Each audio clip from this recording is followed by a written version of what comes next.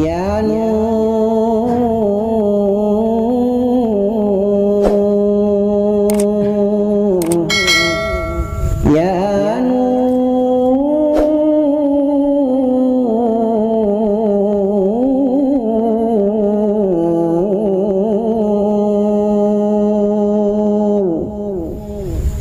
Sayyidi ya Maulana Muhammad sallallahu ala Muhammad sallallahu alaihi wasallam sallallahu ala Muhammad sallallahu alaihi wasallam sallallahu ala Muhammad sallallahu alaihi wasallam. Assalamualaikum warahmatullahi wabarakatuh. Alhamdulillahirabbil alamin. Wassalatu wassalamu ala asyrafil anbiya'i wal mursalin sayyidina wa maulana Muhammad wa ala alihi wa ashabihi ajmain, amma ba'd. Mari kita merenung dan merenung lagi bahwa di dalam diri ini kita mendapatkan satu istilah makhluk yang bernama sadar. Kesadaran ini ada karena adanya rasa. Kesadaran ini nama lain daripada rasa. Kalau rasa tidak ada, maka tidak ada pula kesadaran. Kalau rasa tidak ada, maka tidak bisa kita menamakan atau kita memberikan nama sadar. Oleh karena itu, sadar itu adalah rasa, rasa itu adalah Nur Muhammad. Sadar akan kembali pulang ke alam ketidaksadaran. Sadar itu adalah Nur Muhammad. Dan apabila kembali pulang ke asalnya Allahu Zat, maka tidak ada lagi yang namanya kesadaran. Kesadaran telah tenggelam di dalam zatnya. Maka apabila kesadaran ini pulang kembali ke zat Allah, maka pertanyaannya, apakah manusia yang mati, kesadaran yang sudah pulang, jasmaninya masih bergerak? Tidak. Maka insya Allah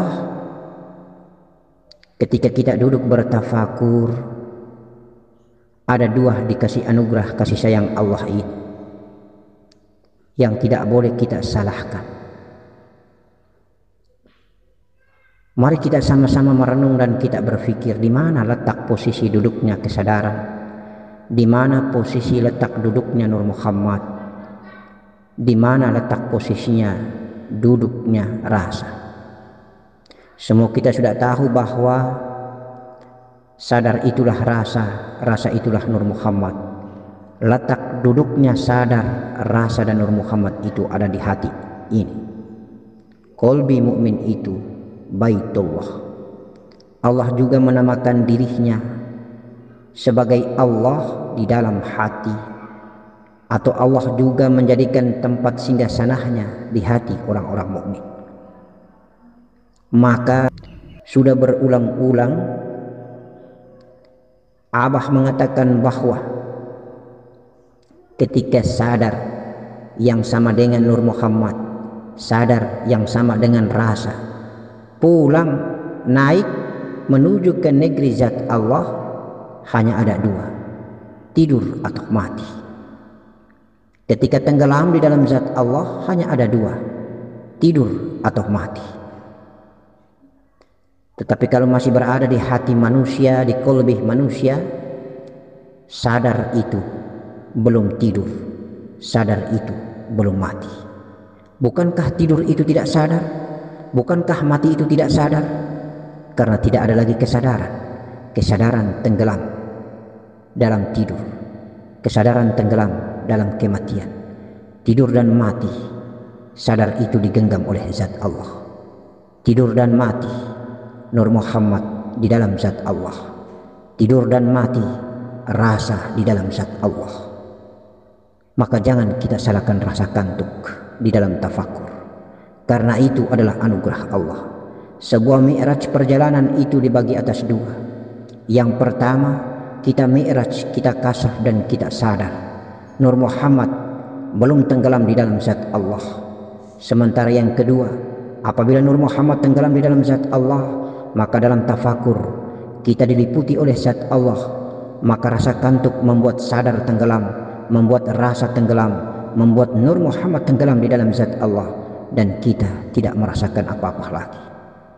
Kantuk bukan digenggam oleh syaitan, rasa kantuk bukan digenggam oleh iblis, rasa kantuk dalam tidur digenggam oleh zat Allah. Jiwa ini digenggam oleh zat Allah, ditenggelamkan Nur Muhammad dan rasa sadar ini ke dalam zat Allah. Apabila dipulangkan lagi, itu namanya kehidupan. Tetapi apabila tidak dipulangkan lagi, itu namanya kematian selama-lamanya.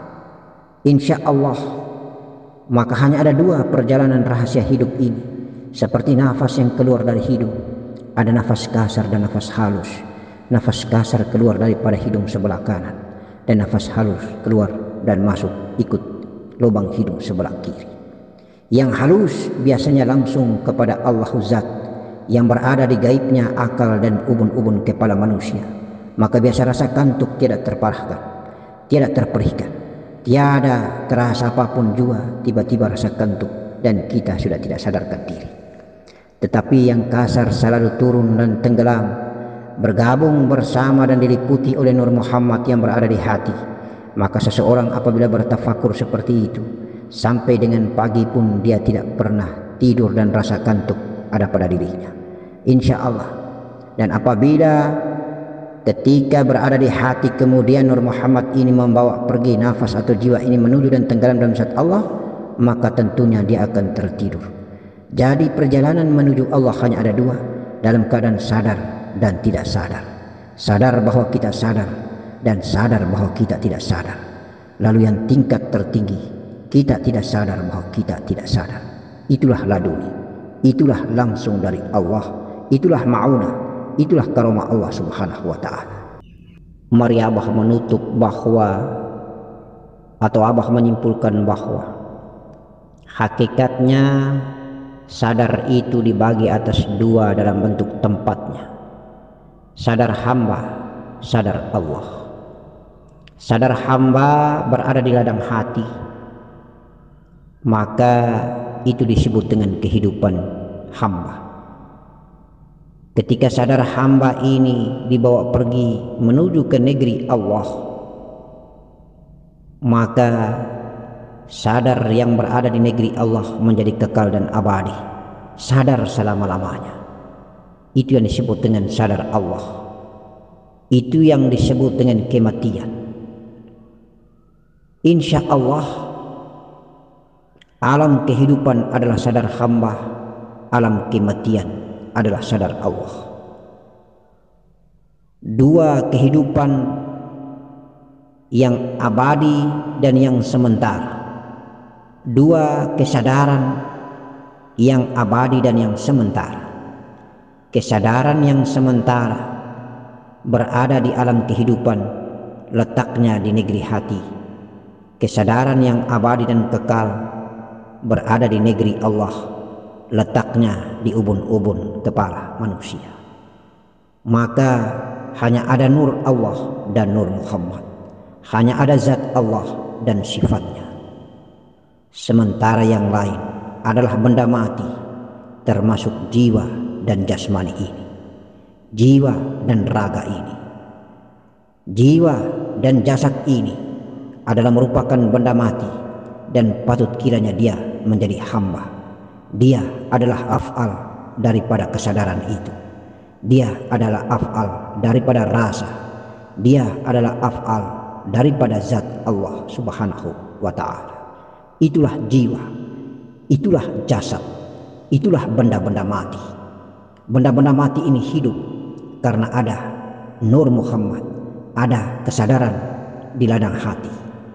Benda-benda mati ini hidup karena ada kesadaran sejati, kesadaran abadi, kesadaran yang kekal tidak terhilang, kesadaran zat Allah. Insya Allah. Allahu Akbar walillahil hamd. Mudah-mudahan kita faham.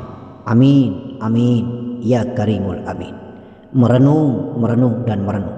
Tafakur, tafakur dan tafakurlah. Agar kita mati dan musnahkan keegoan kita. Agar kita mati dan musnahkan keakuan kita. Memang Allah sengaja menciptakan ada dua keakuan. Aku hamba, aku Allah. Usahakan aku hamba harus taat menjalankan segala perintah dan menjauhi segala larangannya. Usahakan aku hamba jangan bersaing dan menjadi rivalitas terhadap aku Allah. Usahakan aku hamba jangan menjadi petanding yang menjadi pesaing terhadap aku Allah. Aku hamba tetap hamba dan akan kecil, hilang dan lenyap menjadi tiada. Yang ada hanyalah aku Allah, ahdatul wujud, wahdaniyatu wahdah. Allahu zatullah, Allah Azza wa Jalla, yang tidak terbanding, tidak tersaingi, yang tidak sama dengan makhluknya. Laisa kamitslihi syai'un, yang tidak bisa dijangkau dengan akalnya, karena dia jugalah yang menzahirkan dirinya, yang membuat kita sadar, dan sadar itu akan kembali ke alam kesadaran abadi. Itulah milik zat Allah subhanahu wa ta'ala, keakuan yang sempurna. Hamba tiada. Jarak antara sadar kehidupan dan sadar kematian, jarak antara aku hamba dan aku Allah, jauh tidak berjarak, dekat menjadi tiada. Insya Allah. Assalamualaikum warahmatullahi wabarakatuh.